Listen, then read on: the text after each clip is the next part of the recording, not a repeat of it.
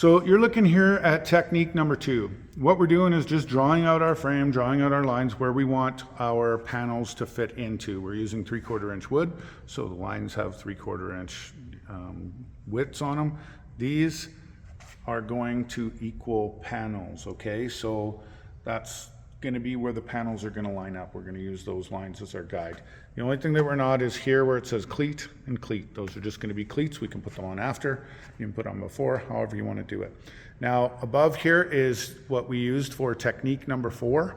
We've already put all the panels in. We started at the bottom, we worked around the front, as you can see here, and we came up around the top and back to the back, okay? This technique is just dropping this panel upside down onto the top after we glue the top parts of these panel, okay? So you would do this on both sides. You would do one panel at a time, all the way around, as you see this, till it looks like this, and then drop this panel as is right down on top of it without having any dados and stuff like that. It's a very weak way of doing it. It's not the best. I don't recommend it unless you don't feel confident in doing any of the other techniques that we're showing you here. You can do it. That's the way some of these people do it. This one we are going to show you without screws. Okay, so we're just going to pin it from the inside and the outside and put in cleats. It'll make it as strong as possible. And then we'll clamp it all together or use weights to hold it down, and we'll go from there. We're going to get started.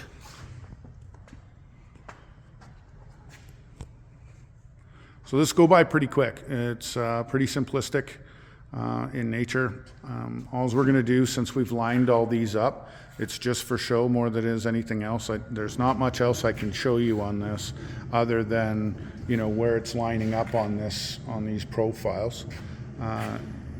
He's kind of spreading out the glue on here. You don't want to leave big beads on here, just because it might take a little while for it to spread out properly, and you need to have, you know, really good clamp or good weight to spread it right out after the fact.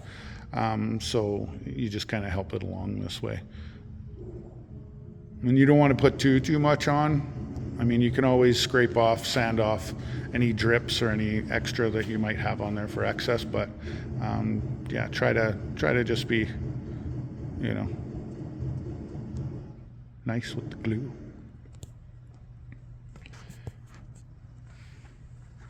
All right, so this is where the magic happens on this one. Super simple. We're just dropping it on top, and then we're going to look underneath at the lines that we've drawn and make sure that the panels are lining up with those lines that we've drawn.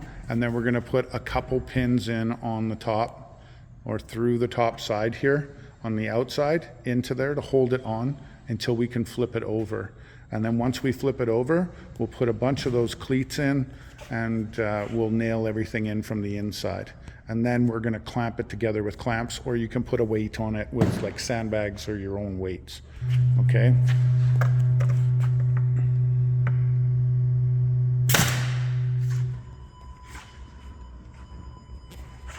Can hear the games in the background. Yay.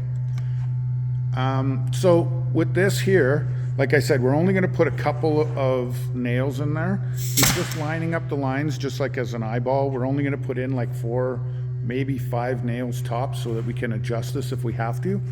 What I want you to pay attention to here is that on this design, we've left a 1/4 inch out, okay, from your paneling, okay? It's a style that a lot of arcades look like and have. We're not doing it like the other ones where they were just flush with the outside here, okay? So we're trying to line it up as best we can with those lines so it looks even on both sides, okay? He's done 3 nails already, probably get 1 more in.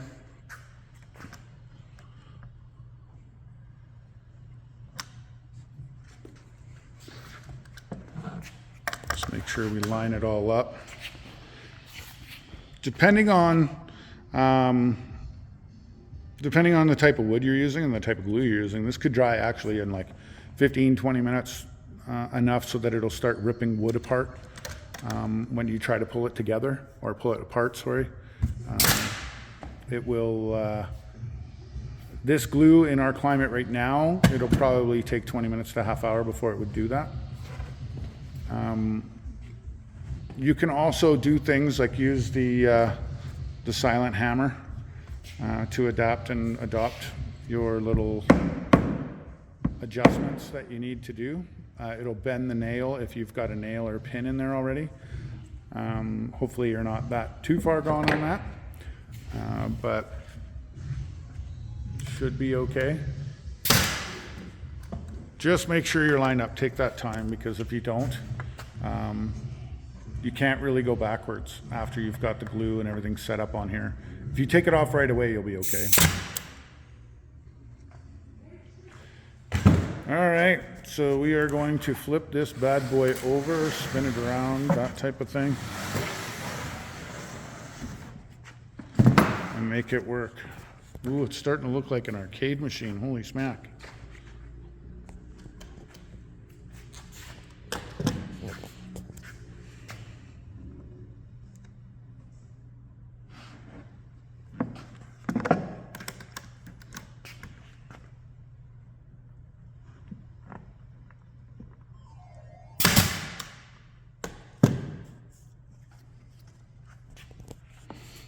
So what he's doing, he's just making sure that lines, you know, looks the same all the way around.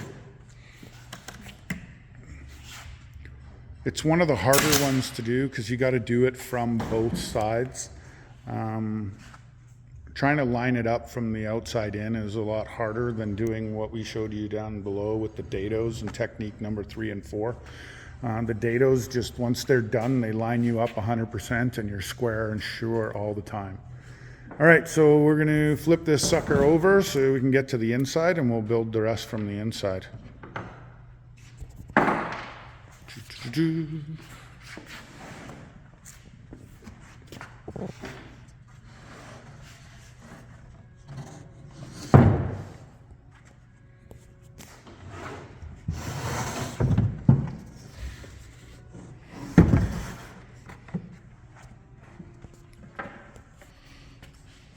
All right, so basically all we're going to do is, you can see inside, we're just a basic box, but up top we have all our cleats. They're lining everything. It looks all nice and pretty, okay? So what we're going to do is, we've already measured them out and everything, so we can go pretty quick on this, but we are going to put all the cleats in all the corners. Try to come around and show you what he's doing here. So this cleat goes from all the way from the top all the way to the bottom.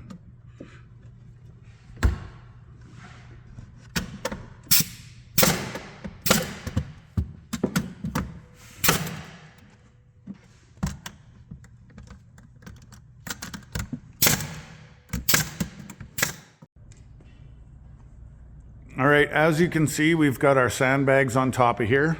We can use clamps or whatever as well. We decided to just go with the sandbags because I'm gonna have to take them off to move this around and do whatever, and we didn't wanna have massive clamps on here for the video. So what we're doing now is putting in our cleats. We have them pre-cut, as you can see them kind of hanging out here. We dry fit them in and make sure that they're good to go. You want to do this kind of all at once. If you can do all this while your machine is kind of wet still, or your wood is kind of wet, then what you want to do is be able to move that around and adjust it, so on and so forth. We've already done all that stuff. This thing's probably set for a good half hour or so, so it's going to be a real pain in the ass to move or do anything, but we're confident in where it's going and what we're doing. So we're just going to put these cleats in now and yeah, shore it all up nice and tidy. So we're going to start at the bottom and work our way around. What we'll do is put in all the cleats methodically as possible. So we will do just the bottom here, then go up the front, then we're going to go up the sides on the 90s where you just put that cleat there and just do bit by bit.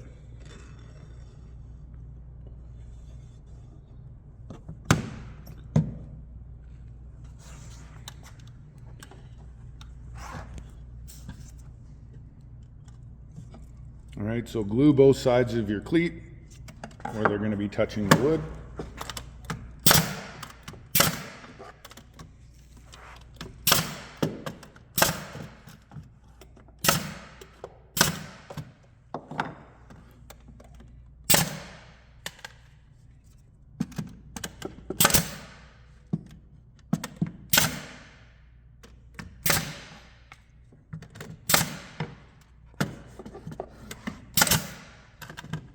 right, just so you're clear, usually what we do is you don't go up and down the cleat and do like one side, then the other side, one side, the other side. We just do one side all the way down, and then you do the other side.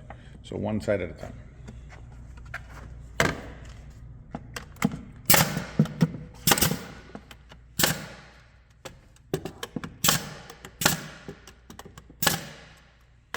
Putting these cleats in like this strengthens your cabinet like tenfold. So make sure that you get as much surface area as possible. They don't have to touch each other. It doesn't have to be perfection on the inside, but you want to cover as much surface area as possible.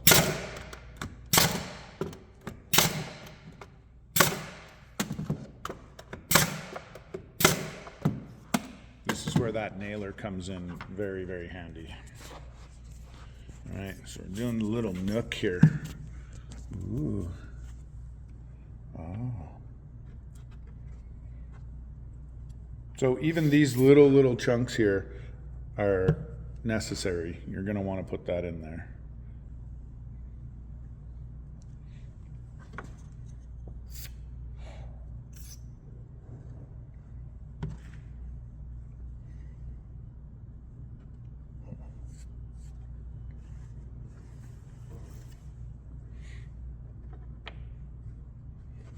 And as you can see here, he's putting a cleat in there without touching any other paneling or anything.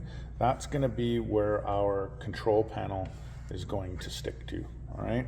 Or that we're going to screw it down to, and we're going to use this cleat to screw it down.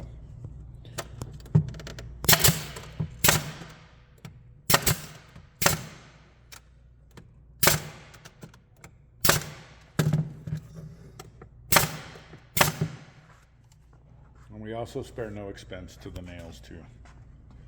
Can never put in too many. Okay, so what we're gonna do here, before he gets to that one there, we'll leave it on there. We're gonna flip this around and come back to this. All right, so we flip this around too and just kind of dry fit our cleats to make sure they're all good to go, so we don't have to stop the video too many times. It's all pre-cut. So this is where he's just nailing it down. All right, so those are to our lines that we lined up with the other side. So you're gonna have to make sure that your measurements are pretty good here, because you're gonna wanna make sure that it's all square. That's why we do them last. You wanna measure them to the other side just in case you're out of square, even by a millimeter, 2 millimeters, whatever. You wanna make sure that that cabinet control panel that you're going to put on there is going to be flush and level all the way across. So you don't want it to be higher on one side than another. Same with the monitor mount. So we've done the top side here first, and then you do this last because they're kind of free floating.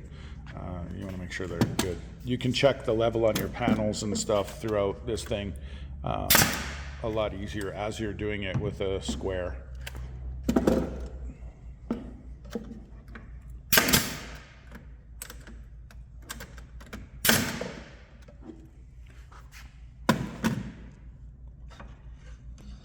So as he's doing that, I want to show you something. So in here, you can see that we've got an inset 90-degree corner in here. You can put a cleat in here. This one, technically you don't have to, because it's nailed in from the front. Okay, so it already has massive support there. If you want to put some extra support just because and give it some love and do a little bit of overkill, you can put a cleat in there as well. All right.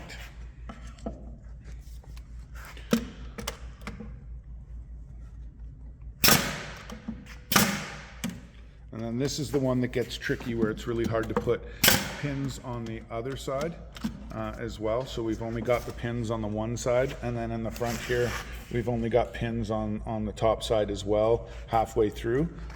We might put a clamp on that to make sure that it's super tight. But if I'm looking at it right now and I'm seeing all this glue squishing out of here and stuff, I know that that thing's super tight. So shouldn't have any problems coming out of that. So you can kind of get at it with a little angle here and a little angle there. But now this one here, where we're not pinning anything from the outside, the one I just showed you with the 90 degrees in the front of the panel there underneath the control panel, this corner here where it's mitered, in the back, so I'll come around. Before you put that in, I want to show them that piece. So this here on the back, it's just joint together with glue holding it from the face of this back piece to the bottom of the top piece where that meets. Okay, so there's a point of failure there in a sense, where that could pop off, break off, do whatever. So what we've done here is we take this piece as a cleat and we cut it on the same angle so that we're getting full contact from both sides on this, so that you're using the full surface area of your cleat to touch both pieces, and then that's what you want to have that in there to hold that structure together. Okay, now we don't need that in a 90 degree when we've nailed it together from the outside. It just obviously common sense. So you can do the overkill, like I said before. If it makes you feel a little bit better, go ahead. It's not going to hurt it by any means. It's going to look better on the inside, I guess, if you have it complete like that. But yeah, you don't necessarily have to. But these type of joints, you definitely have to do it.